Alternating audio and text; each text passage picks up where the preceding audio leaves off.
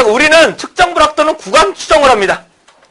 측정 불확도는 구간 추정을 하게 됩니다. 왜 구간 추정을 해야 되냐면 정확한 값을 찍기 어렵기 때문입니다. 뭐라고요? 정확한 값을 찍기가 어렵기 때문에 구간 추정을 하게 됩니다. 네, 넘어가겠습니다.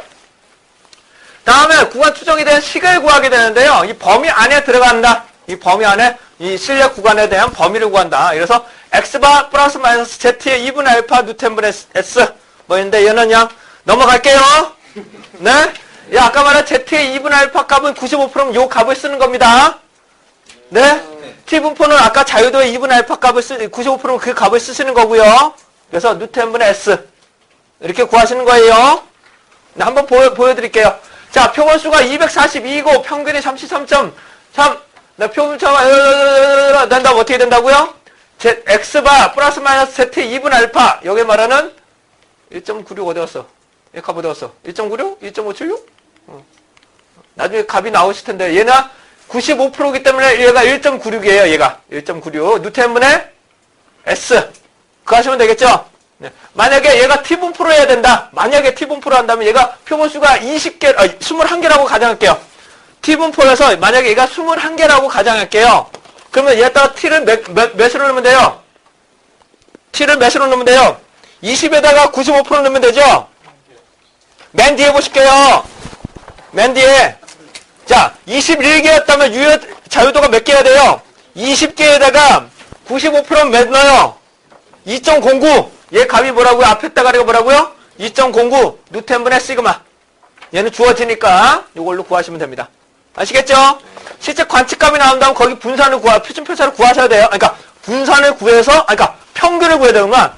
평균을 구해서 분산을 구하고 분산해서 루트를 구해야 S를 구할 수 있어요. 네? 그 안에서 여기 예시 없나? 예시가 없나? 자, 다시요. 136쪽 보실게요. 136쪽. 136쪽. 자, 여기를 보시게 되면 얘 뭐라고요? 12개죠. 136쪽 보시면 어떻게 돼요? 얘가 측정값이 12개죠? 12개죠? 만약에 얘가 95% 신뢰 구간을 구하라 하면 어떻게 된다고요? 자유도가 11. 그 다음에 95%는 몇이에요?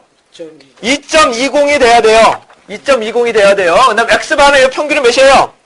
53.83을 넣어야 된다고. 얘 뭐라고요? 53.83을 넣어야 돼. 뉴트에는 몇 개? 12개니까 뉴트 12. S는 어떻게 구하는데 얘는 분산을 구해서 표준편차를 구해야 돼. 직접 여러분들이. 여기 표준편차가 없잖아요. 얘는 직접 여러분들이 구하셔야 돼. 그래야 어떻게 된다? 측정 불확도에 대한 범위를 구할 수 있다. 범위를 구할 수 있다. 아시겠나요? 아시겠나요? 네. 이해되세요? 조금 이해되세요? 정 안 되시면 원래 엑셀에는 이 기능이 있어요.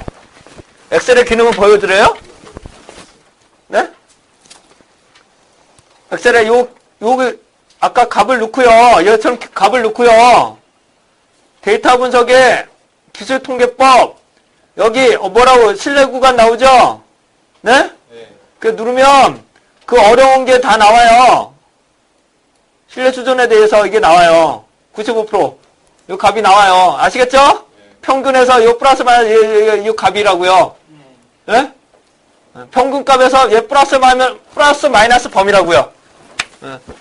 엑셀을 들리시면 그냥 나온다고요. 그러니까 엑셀이 좋은 거예요. 아시겠죠? 네. 손을 구하시려면요 빡셔요. 분산을 구하기 쉽지 않아요. 분산이. 네. 선생님 이거 계산기로 해야 되나요? 몰라요. 저도. 이런 걸 왜 계산기로 풀어야 되는지 저도 모르겠어요. 네. 돌리면 지가 다 나오는데. 네.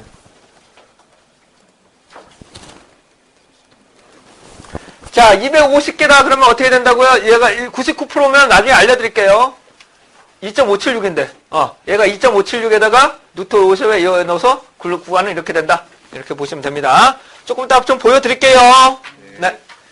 자, 이제 중심극한 정리입니다. 중심극한 정리라는 것은 30개가 이상이 되면 정규분포에 근접해진다. 뭐라고요? 30개 이상이 되면 정규분포에 근접해진다. 그래서 n분의 시그마 제곱이다. 그래서 뉴턴분의 S 맞나요?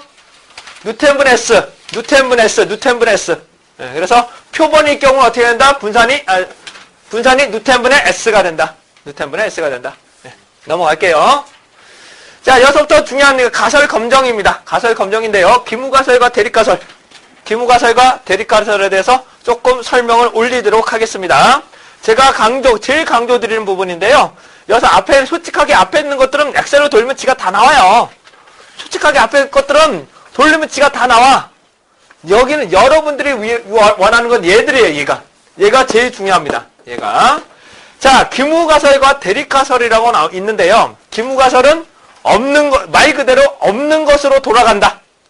다시요, 기무가설은 뭐라고? 없는 것으로 돌아간다. 그래서 얘는 영가설, 아무것도 0이라고 보시면 되고요. 대립가설은 차이가 있다. 내가 주장하고 싶은 건 뭐라고요?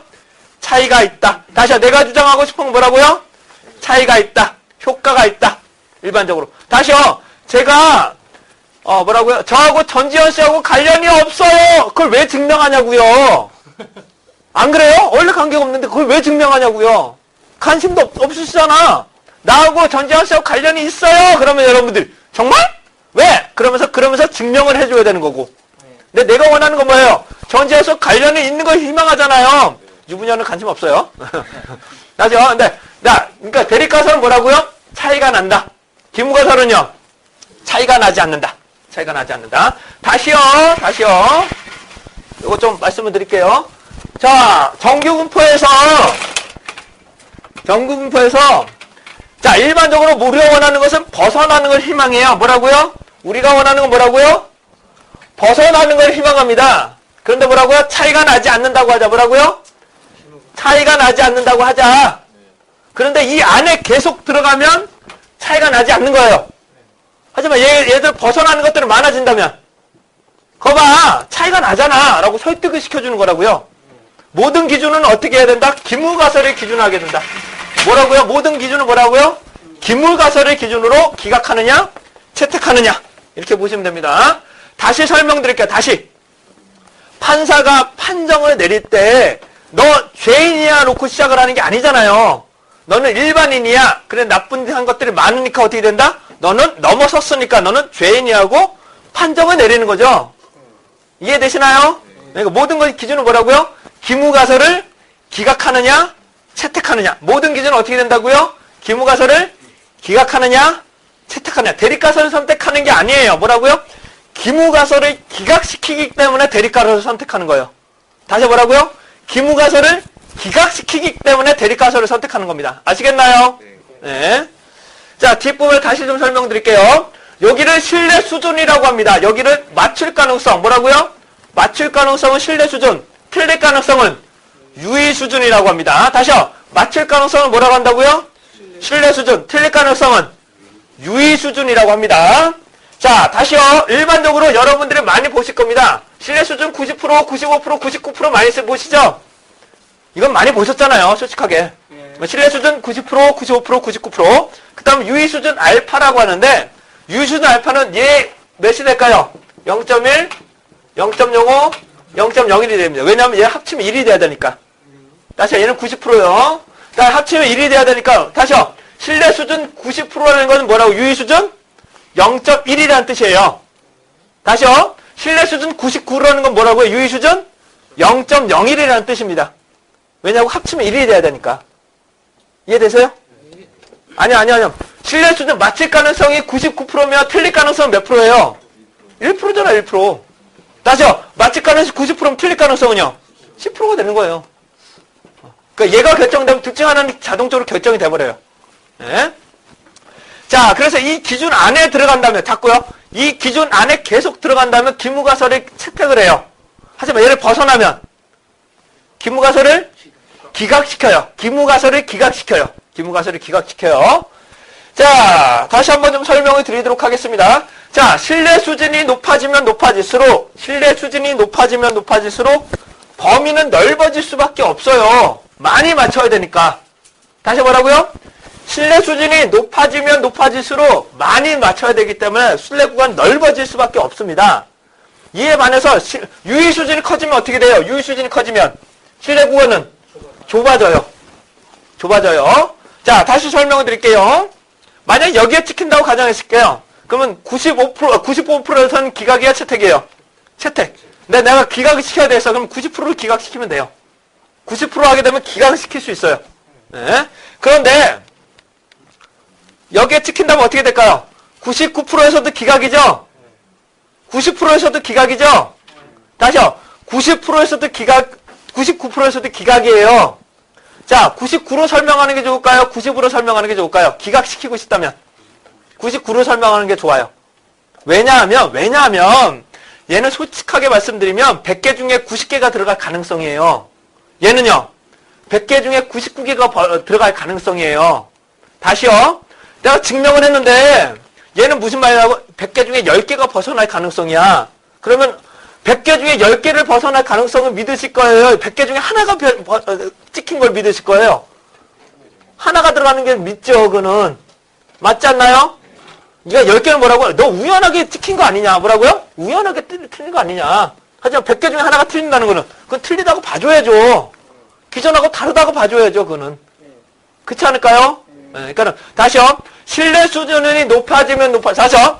신뢰 수준이 높아지면 높아질수록 검증하기는 힘들어져요. 검증을 벗어나야 되니까 검증하기가 힘들어져요.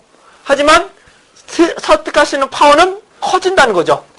설득할 수 있는 파워는 커진다는 거예요. 자, 다시요. 자, 여기다가 뭐라고? 여기 찍힌다면 90%도 기각이고 99%도 기각이지만 99% 설명하면 뭐라고요? 설득할 수 있는 파워가 더 좋다고요. 설득할 수 있는 파워가 더 좋다고요. 자, 이게 무슨 말이에요? 100개 중에 90명만 납득시킬 수 있는 거고요. 100명 중에 99명을 납득시킬 수 있는 파워예요. 당연히 99%가 더 좋다는 거죠. 네. 아시겠나요? 그러니까 99% 되기가 상당히 어려워요. 근데 여러분들 반대로 설명드릴게요. 반대로 하면 여러분들은 벗어나야 돼요? 벗어나지 말아야 돼요? 여러분들은 차이가 나면 안 돼. 무슨 하죠? 측정 불확도는 서울에서 측정하나 부산에서 측정하나 똑같이 나와야 돼요. 다시 뭐라고요? 일치해야 된단 말이에요, 여러분들은. 그렇다면 선생님, 그럼 기무가설을 차이가, 여기서 말하는 거는 기무가설은 차이가 안 난다. 아니다. 내가 원하는, 여러분들이 원하는 건 뭐예요? 대립가설은 차이가 나지 않는다잖아요. 그렇다면 대립가설은 차이가 안 난다라고 하나요? 아니에요. 무조건 기무가설은 차이가 안 난다고 해야 돼요. 다시 기무가설은 무조건 차이가 안 난다고 하셔야 돼. 다시 뭐라고? 기무가설은 차이가 나지 않는다.